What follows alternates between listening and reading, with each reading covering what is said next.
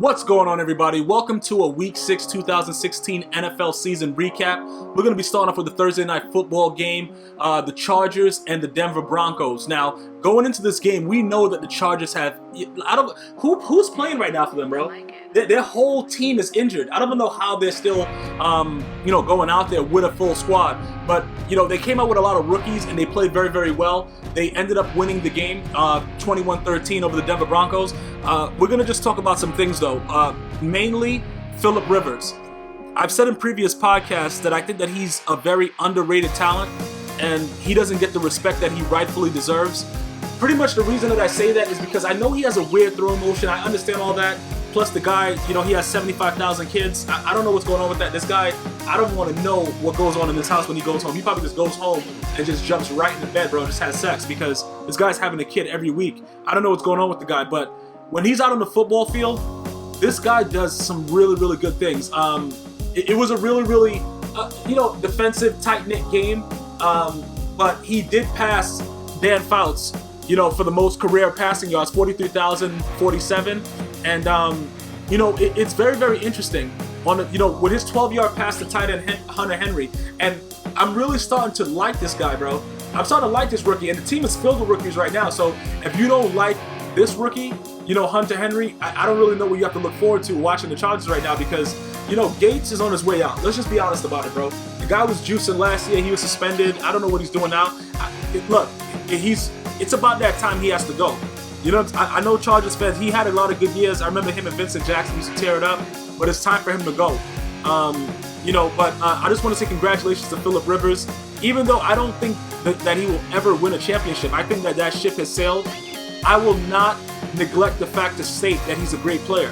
I have to give him, listen, because I'm very, very hard on players when they suck, so I have to give credit when I see it. And other than his freaky throwing motion, I think he's an elite QB. The dude makes very, very good reads for the most part, and he's consistent. He just needs help. Half the team is gone. It's pretty much like I said, the rookies beat on the Denver Broncos tonight. That was it. The rookies stepped up, they handled their business, and the rest is history. That's pretty much what it is. Mike McCoy, a lot of people are asking, did this save his job? No, it didn't. It didn't save his job. He's going to be fired anyway. This guy's a joke. Okay, and I understand that a lot of the guys are hurt and all that kind of stuff like that, but he's been doing that since last year. You understand what I'm saying? So I'm not going to go ahead and say it's going to save his job. What I'm thinking, though, after this win, it's going to prolong his inevitable firing, is what I'm thinking at this point. Because it doesn't really make much sense for me to tell you guys that I think that, he's not going to be fired. That doesn't make any sense. Why would I say something like that? This guy's a horrible coach. But just... looking overall at what's going on, I want to just talk about the Denver Broncos and Trevor Siemian and all these boys. The Atlanta Falcons took a lot out of the Denver Broncos last week when they beat on them. I'm going to tell you why. The number one thing that John Elway was talking about and raving about, which is why he didn't give an F about getting rid of Brock Osweiler, was the fact that their defense was going to stand strong. Julio Jones and Matty Dry Ice ran around up and down the field, did whatever they wanted to do to that defense. Talib cannot cover that boy. Chris Harris cannot cover him. Julio Jones is uncoverable. So what that did, in my opinion, is break a little bit of that golden seal that they had to think that they could do whatever they want and they could get away with it because he had a great defense. It showed tonight. Fumbles, different things going on. People's heads weren't in the game. It was a whole, it was entirely an entirely different game watching it. And I know that Gary Kubiak, he has migraines, all kind of crap. Listen, I understand that, but I'm talking specifically about the players themselves and the way that they look. Other than the uniforms being nice, the color rush is all beautiful, stuff like that. I like all that. That's great. But I'm talking about the actual gameplay. It was pretty good on the eyes looking at the uniforms. But the Denver Broncos, with their second straight loss, it's definitely a cause for concern. Let's be honest about it. Their offense is not potent. You understand what I'm saying? I don't. You guys have to understand something. Their quarterback situation is not steady. It's not something that... I know that Trevor Siemian is out there. I understand all that. But I don't know if he's going to be that guy. I watch it. He doesn't make a lot of mistakes usually, things like that. But I don't know if he's going to be that guy. And that's what my issue is. I still think that they're looking for that guy. You understand what I'm saying with the Broncos? And, Demaryius Thomas is going to be very, very tough for him to continue. He's making a lot of money, so he probably doesn't give a F. But at the end of the day, you want to win. And I don't know if they have the right type of thing going on right now.